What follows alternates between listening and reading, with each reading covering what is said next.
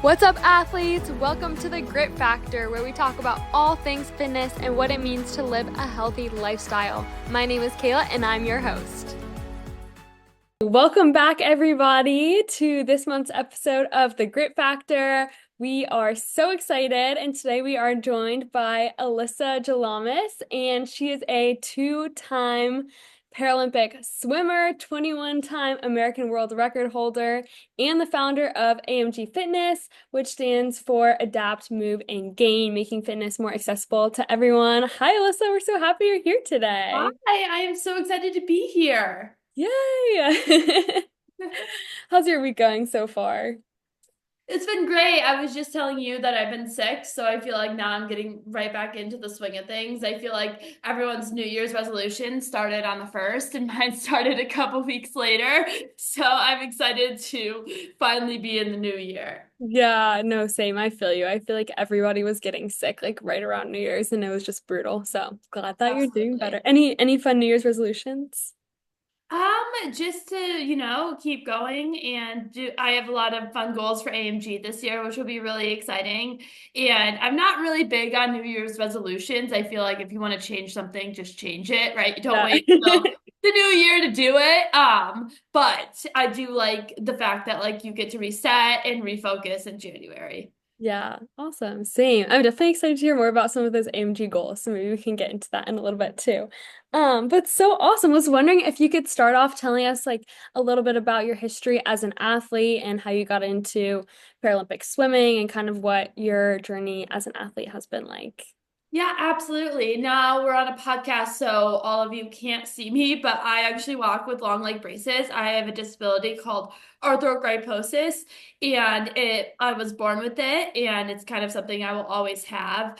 But I actually started swimming as a form of physical therapy when I was 3 years old. I've always loved the water, and I always felt like I could do anything in the water, and I think that was a lot of freedom growing up, and I could keep up with just about everyone, and that was a lot of case in outside of the pool. So I started swimming at 3, and I actually didn't know anything about the Paralympics. I have a twin brother and an older sister, and like we were always busy, so I was always just in able-bodied sports. I never knew about adaptive sports.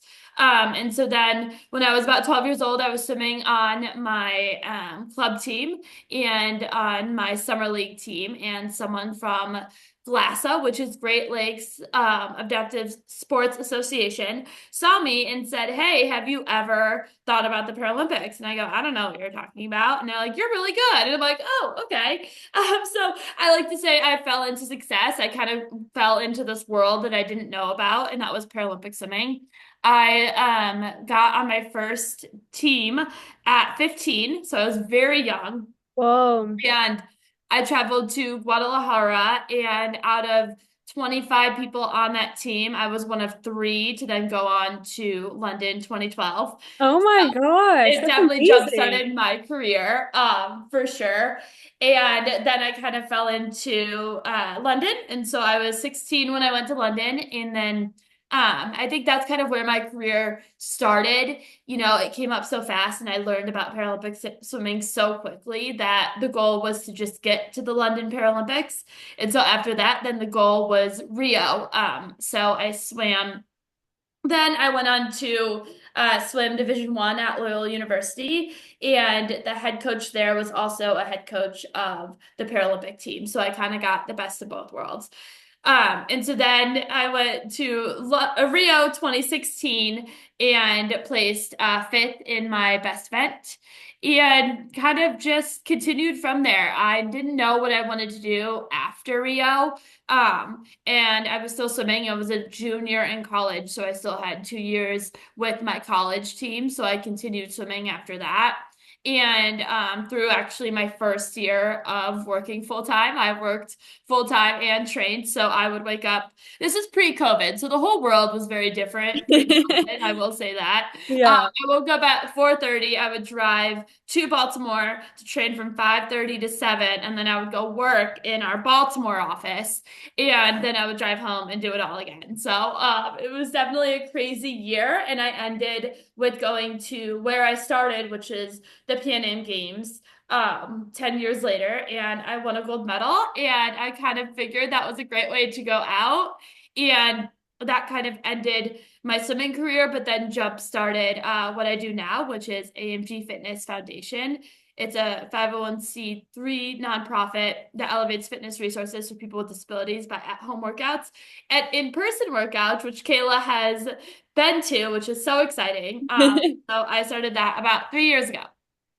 That's so awesome. Oh my goodness. I feel like we just need to pause, like some snaps, a little round of applause. Like that is amazing and so inspiring. And like the fact that you were three of 25 people at that level to like make it to the Paralympics like that just blows my mind. And I'm just curious, what were your events that you were swimming? The 200 free and 50 back were my best events. And then I also did the 50 free and 100 free. So I was about a mid-distance swimmer, as Wow. they like to say. That's I so impressive. That's The crazy to 200 hear. in swimming is just like hold on for dear life. Everyone will be like, it's not really like distance, but it's not sprinting. So it's kind of like that one in between. Yeah. Wow. That's so cool. Yeah, swimming is like definitely not my strong suit, so I'm in awe. Like that's just amazing. I feel like you could probably give me some swim lessons. I could benefit from that. Well, not right now. I haven't been in the pool for a very long time, but Yeah. And I'm just curious too, like in terms of competitors at the Paralympics, what do those different varying abilities look like across like all of the competitors that are like in the lanes next to you? yeah, that's a great question. So the Paralympics actually have a classification system. So you're only racing against people who are as able as you are. So one is the most affected, and 10 is the least affected. So I was a five, so I was right in the middle. And so where I was, it was always really interesting because we all looked really different. Some people were short statued, some people were missing some arms or some legs, and then some people were in wheelchairs. But usually as it goes down after fives or like up after fives, like eights are usually double leg amputee, tens are usually missing like a hand, nine and eights are usually missing an arm or a leg. And so it kind of like you can see a lot of similarities in those classifications, but a five is like we're all over the place. Wow, that's so interesting. I did not realize there was like a whole number scale and everything. I feel like, I mean, I guess that makes sense, but that's super good to know and just interesting, I feel Yeah, like. so then the blind athletes are 11 through 13. So it depending Oh, on the okay. site. Yeah. Got it. Got it. Wow. Nice. Very cool. Do you feel like when you were swimming at like Loyola, that you had like more obstacles since a lot of your competitors like were not, Paralympians, or did you feel that that was like a very different environment than the Paralympics? I think it was definitely different, but I think it actually made me a better swimmer. I always like to say that like I think they pushed me and I think I was able to reach new ability in like a different way of swimming because I wasn't always around people who were the same ability as me, right? They were always faster. So I was just trying to keep up and I think that was a great way to make me a better swimmer. Yeah, that's so awesome. That's very cool your coach there was, involved with the Paralympics too. I feel like that's got to be awesome and make for like a great relationship and everything too. Yeah, absolutely. Yeah. Whoa, that's so cool. Nice. And I know you mentioned at the end of kind of your swimming and athletic career is when you started building and got the idea for AMG Fitness. Do you want to share a little bit with us about what AMG is, how you kind of like came to create it, and maybe what your goals are for 2025? Yeah, absolutely. So I actually started AMG during COVID, and I was looking for adaptive fitness, and this was like that weird time in COVID that everyone like wanted to post their workouts like on social media. I know like, there's been like so many different types of like how like the world evolved during the 4 years of COVID, right? But like those like lockdown days where everyone was like, oh, like do 10 push-ups and like post it on your Instagram story kind of Yeah. days. So I We've was all been there. yeah, right. Like we've all been there, unfortunately. And so I was looking for adaptive fitness, and I think there's so many great people who do so many great things in adaptive fitness, but there wasn't a lot of like overreaching, right? I'm not in a wheelchair, but there was a lot of people who were like, "Oh, this is how I work out in a wheelchair," and I was like, "Well, that's not me, right? Like I can't relate Mhm. to that, but I also can't do an able-bodied workout." So it was like kind of like this weird in between, and so I Mhm. was like, I can't be the first one to think of this, right? I'm not inventing the wheel. Like there has to be more. So I did a lot of research and there wasn't a lot of overreaching. I wanted a place where like anyone can come. And there wasn't that. So I was like, okay, well, like let's start this. So I actually started on my Instagram. I had Instagram lives like every Wednesday and I would host different people. It was really cool. And that's kind of how I started AMG, of a place to be like, okay, this is where you can come do a 15-minute workout for all abilities. So, and I like to hone in on all abilities because you could do these seated, you could do these standing, and like I really liked that you can like pick however your body moves and then continue to do it in like a group or like kind of more group setting, right? So then I've started a 501c nonprofit because I didn't want anyone to have to pay for these services. I think there is a lot of boundaries that exist for people with disabilities to get active, and cost shouldn't be one of them. And I didn't want to, and I wanted at-home workouts because there are also barriers to getting to the gym and coming home from the gym and like having all of that. So it's something that you can just pull up your computer and do. And so Adapt, Move, and Gain actually stand for our three programs. So Adapt is seated, Move is seated and standing, and then Adapt, Move, and Gain is standing. And so through that, I was able to create all these at-home workouts. And then as I continued through AMG and I saw such a great reaction to it, I wanted to start a little bit more, which is in-person classes.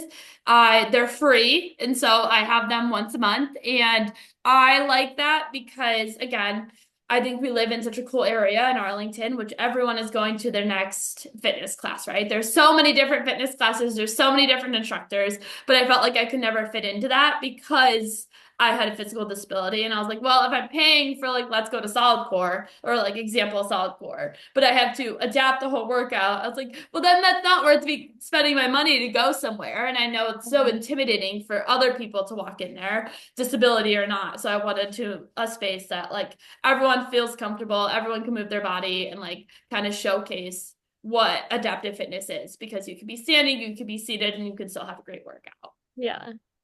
Love that. That is so cool, so inspiring, and I can attest the classes are amazing. I'll be sure at the end to like drop all the info on how people can like learn more about it and sign up. But that's so cool to hear about like how you got it all started. Just curious, like when you started doing the Instagram lives, I think you mentioned you had guests on. Who did you ask to come on the Instagram lives with you? Uh, My sister and my mom were a couple times. I'm sure you could find like the very deep dive of those, and they would always yell at me and not think that I was counting to 30 seconds. So that was kind of fun. I had some instructors that were in the Arlington area at the time, and some adaptive influencers that maybe are in a different area or like California or something. So it was really cool to see to work with different people. Yeah, definitely. That's nice to kind of have a mix. And I feel like it's so great that your classes too just span like all different types of abilities. And even I know plenty of people who like have injuries and so they pause their workouts because they're not physically able to like do, all of the workouts at their gym that you do go to. I feel like what you offer just accommodates like such a wide range, which is so great. So, Yeah, absolutely. I think people have this one thing of disability and they're like, oh, but like I don't fall into that category. And I was like, there's a lot of people who like again, there's so many people who have seen what I've done and they're like, oh, my mom will really love this because she needs senior safe workouts or seated yeah. workouts, right? Or she's Mhm. aging and she needs safer workouts, or someone who broke their leg. They're like, oh, this is great. I can do X, Y, and Z Mhm. without having to get up after I broke my leg. So I think there's a lot of different ranges that you don't necessarily think about, but are Mhm. also there. Yeah, definitely. I think that's so important. I mean, movement is for everybody, no matter like your age, your ability, anything like that. So that's so Absolutely. awesome. Nice. Absolutely. And I did want to ask, so I see, first of all, love your TikToks. They're great. Every time I see them, I'm like, yes, get a girl, like crushing it. But was curious if, um, as somebody who I know like sometimes you might do workouts like differently than like other people typically see them done and things like that in the gym. So was curious if you have any advice on people who are like intimidated by going to the gym or like even trying a new exercise or like going to a new fitness class and like don't know anybody, don't necessarily know like if they're going to be able to do all the exercises. Like I know you're somebody that has like been able to adapt to all different exercises. If you have any type of advice for those people. That's a great question. I think that majority of the people who are at the gym or in those classes are probably thinking about themselves and not you. So take that pressure off yourself, right? Like, Mhm. I don't know anyone in the wellness space or fitness space that would look at someone who came to the first class and and are learning the steps and judge them, because we're all there for a reason and you're moving your body. But I will say it is intimidating, and I understand how scary it could be. But go in, and I think going in with a plan, there's so many different, again, I'll plug AMG, but there's so many different Yes. ways AMG can show you how to do it. And I think if you go in with a plan and just find a little space for yourself, it will get easier and easier every time you go. But my advice is never stop going, because it will be harder once you stop. So I Yeah. promise that after the first time, it'll get easier the second time, and after the second time, it'll get easier the third time. But if you only go 3 times and then you wait 3 months, I don't think it will get any easier. So Yeah. my advice is just keep showing up, and Yeah. people will respect that, and people will, help you when you need help. I promise there's people who are I'm trying to say there are better people than worse people, or whatever. Yeah. I don't know. I know what you're trying to say. Yeah, yeah, yeah. No, that makes sense. I feel like that's super good for everybody to keep in mind too, and just knowing that like consistency is important and that that will help you feel more comfortable and get more used to everything too. Absolutely. And So, there's helpful people out there. mhm. Yeah, love that. Nice. Within AMG, like I know you've gone to different gyms and stuff. Is there anything specific that you do or plan on doing to kind of like build a strong sense of community with the people that come to your classes or just like building community and fitness in general?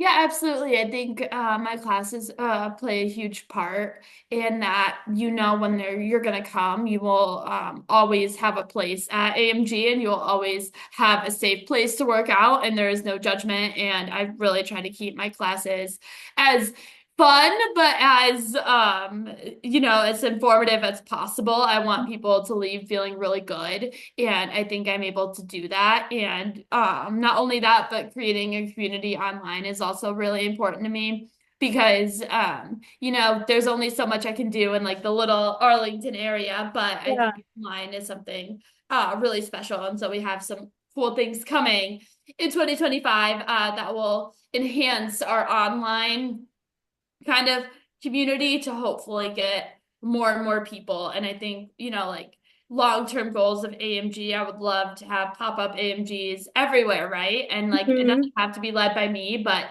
somewhere that people feel safe and included in fitness is so important no matter where you are.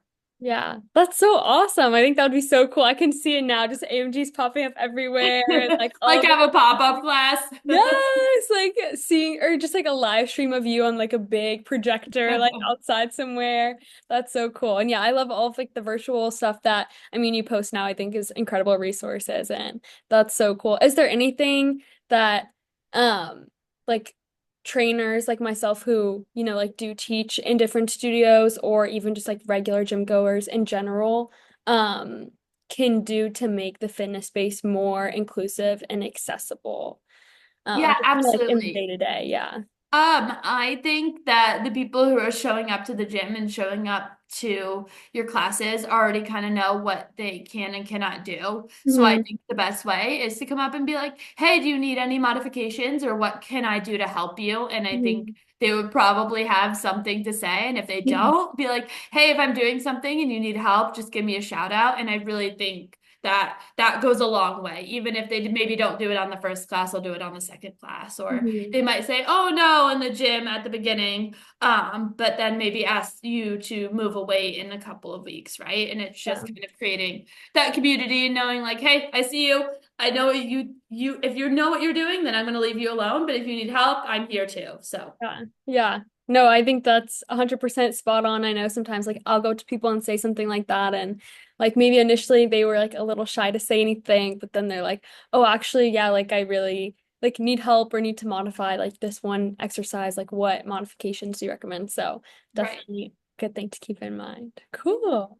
Okay, so I know you mentioned some like virtual expansions for AMG. Is there any other 2025 goals that you have that you're willing to share? And it's okay if not, if everything is like still in the works or like surprises coming up, but just curious.